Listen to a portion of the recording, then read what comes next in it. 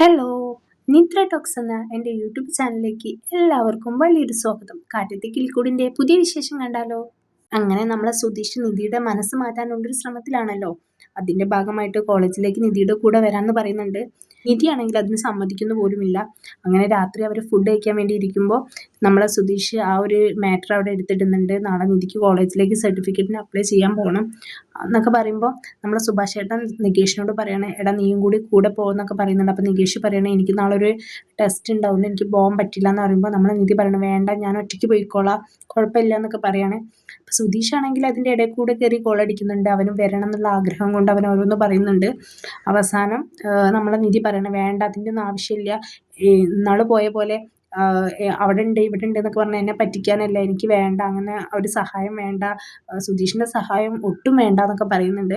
ഞാൻ തനിച്ച് ബസ്സിന് പോയിക്കോളാം, എൻ്റെ ഫ്രണ്ട് അവിടെ കാത്തു നിൽക്കുന്നുണ്ടെന്നൊക്കെ നമ്മളെ നിധി പറയുന്നുണ്ട്. ലാസ്റ്റ് സുഭാഷ് ചേട്ടൻ പറഞ്ഞ് സുഭാഷ് ചേട്ടന് കൂടെ വന്നോളാം എന്ന് പറയുമ്പോൾ നിധി പറയുകയാണെങ്കിൽ, വേണ്ട, എൻ്റെ വീട്ടുകാരും എന്നെ ഇങ്ങനെ തന്നെയാണ് വളർത്തിയത്, എവിടേക്കും ഒറ്റയ്ക്ക് വിട്ടിട്ടില്ല, അപ്പോൾ അങ്ങനെയാണ് ഞാൻ ഇങ്ങനെ ആയിപ്പോയത്, എന്നെ ഇങ്ങനെ ഉള്ളിലിട്ട് വളർത്തിയതാണ്, അതുകൊണ്ടാണ് എൻ്റെ കോൺഫിഡൻസ് ഒക്കെ ഇല്ലാതായിപ്പോയത്, ഇനിയും അങ്ങനെ ആയിക്കൂടാ, എനിക്ക് ഒറ്റയ്ക്ക് ജീവിക്കണം, ഒറ്റയ്ക്ക് കാര്യങ്ങൾ ചെയ്യണം, സ്വന്തം കാലിൽ എനിക്ക് നിൽക്കാൻ കഴിയണം, അതിന് ഇങ്ങനെയൊന്നും തടസ്സം ആരും നിൽക്കരുത്, എൻ്റെ വീട്ടുകാർ ചെയ്ത പോലെ നിങ്ങളും ചെയ്യല്ലേ, അപ്പോൾ ഇതിനൊരു തുടക്കമാവട്ടെ ഇങ്ങനെയൊക്കെ പോകുന്നതെന്നൊക്കെ പറയുമ്പോൾ നമ്മളെ സുഭാഷ് ചേട്ടൻ, ആ ഓക്കെ അങ്ങനെയാണ്, മോൾ ഒറ്റയ്ക്ക് പോയി വാ, ഫോൺ ഉണ്ടല്ലോ കയ്യിൽ, എന്തെങ്കിലും ആവശ്യം ഉണ്ടെങ്കിൽ വിളിച്ചാൽ മതി, സൂക്ഷിച്ച് പോണേന്നൊക്കെ പറയുമ്പോൾ നമ്മളെ സുധീഷ് പറഞ്ഞേ, എന്താ സുഭാഷ് ചേട്ടൻ ഇതെന്നൊക്കെ പറയുന്നുണ്ട്. അങ്ങനെ ഒറ്റയ്ക്ക് വിടല്ലേ. അപ്പം നമ്മളെ നിധിയോട് പറയുന്നുണ്ട്, ഇത് കുറച്ച് ഓവറാണെന്നൊക്കെ പറയുകയാണ്. നിധി പറയുകയാണ് എന്താന്നൊക്കെ ചോദിക്കുമ്പോൾ, ഞാൻ പറഞ്ഞതല്ലേ ഉച്ചയ്ക്ക്, ഞാൻ പറഞ്ഞതല്ലേ ഈ കാര്യത്തിൽ ഇടപെടേണ്ട, എനിക്ക് താല്പര്യമില്ലെന്ന് ഞാൻ പറഞ്ഞതല്ലേ എന്ന് പറയുമ്പോൾ സുധീഷ് പറയാണ്, എനിക്ക് പറ്റില്ല, കൂടെ വന്നേ പറ്റൂ എന്നുള്ള ലെവലിലാണ് നമ്മൾ സുധീഷ് സംസാരിക്കുന്നത്. എന്തായാലും സുധീഷിനെ കൂടെ കൊണ്ടുപോകാൻ പറ്റില്ല എന്ന് നമ്മൾ നിധി പറയുന്ന ഓരോ കാരണങ്ങളൊക്കെ കേട്ടിട്ട് എന്തായാലും നമ്മൾ ഹരീഷും നികേഷും സുഭാഷ് ചേട്ടനും എല്ലാവരും ഇങ്ങനെ കളിയാക്കി ചിരിക്കുന്നുണ്ട്. അവസാനം നിധി ഒറ്റയ്ക്ക് പോകാമെന്ന് തന്നെ തീരുമാനിച്ചിട്ടാണ് കാര്യങ്ങളൊക്കെ പറയുന്നത്. പിറ്റേ ദിവസം രാവിലെ എണീക്കുമ്പോൾ നമ്മളെ നിധി പ്രാർത്ഥിച്ചിട്ട് കോളേജിലേക്ക് പോകാനുള്ള തയ്യാറെടുപ്പിലാണ്. നികേഷ് വന്ന് ചോദിക്കുന്നുണ്ട്, ഇറങ്ങാനായോ ചേച്ചി എന്നൊക്കെ ചോദിക്കുന്നുണ്ട്. ആടെ ഇറങ്ങാനായി, ഒരു നിവൃത്തിയില്ലാഞ്ഞിട്ടാട്ടല്ല, ഞാനും കൂടെ പോകുന്നതിനെന്ന് പറയുമ്പോൾ, അതിനെന്താ, ഞാൻ കൊച്ചു കുട്ടിയൊന്നുമല്ലല്ലോ എന്ന് പറയുന്നുണ്ട്. സുധീഷ് ആണെങ്കിൽ സോഫയിൽ ഇരുന്ന് ചോദിക്കുന്നുണ്ട്, ഒന്നും കൂടി ആലോചിച്ചിട്ട് പോരെ, ഇതുവരെ എവിടേക്കും ഒറ്റയ്ക്ക് പോകാത്ത ആളാണെന്നൊക്കെ പറയുന്നുണ്ട്.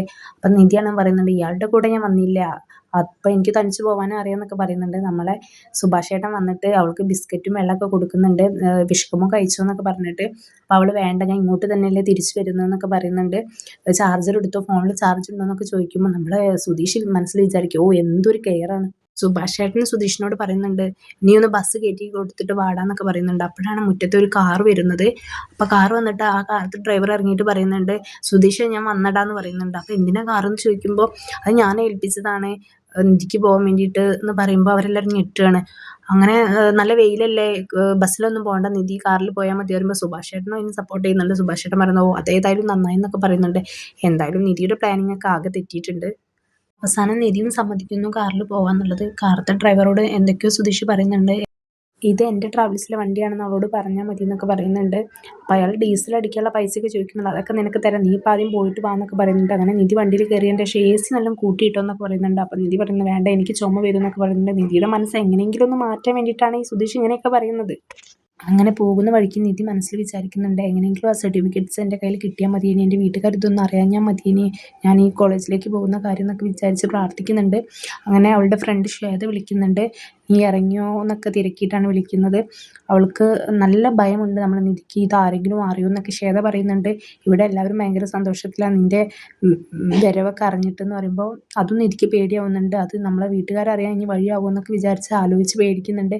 എന്തായാലും ഇനി പോകുന്ന വഴിക്ക് എന്തെങ്കിലും പ്രശ്നങ്ങളുണ്ടാവുമോ, സർട്ടിഫിക്കറ്റ്സ് കയ്യിൽ കിട്ടുമോ, അതോ വീട്ടുകാർ വന്നിട്ട് എല്ലാം തകർക്കുമോ എന്താണെന്നൊക്കെ നമുക്ക് കാത്തിരുന്ന് കാണാം. അപ്പോൾ ആരെങ്കിലും എൻ്റെ ചാനൽ സബ്സ്ക്രൈബ് ചെയ്യാതെയാണ് കാണുന്നതെങ്കിൽ തീർച്ചയായിട്ടും സബ്സ്ക്രൈബ് ചെയ്ത് സപ്പോർട്ട് ചെയ്യാൻ മറക്കരുത്. അപ്പോൾ ഇതുപോലുള്ള റിവ്യൂസിനായിട്ട് എൻ്റെ ചാനൽ ഫോളോ ചെയ്യുക. ബൈ.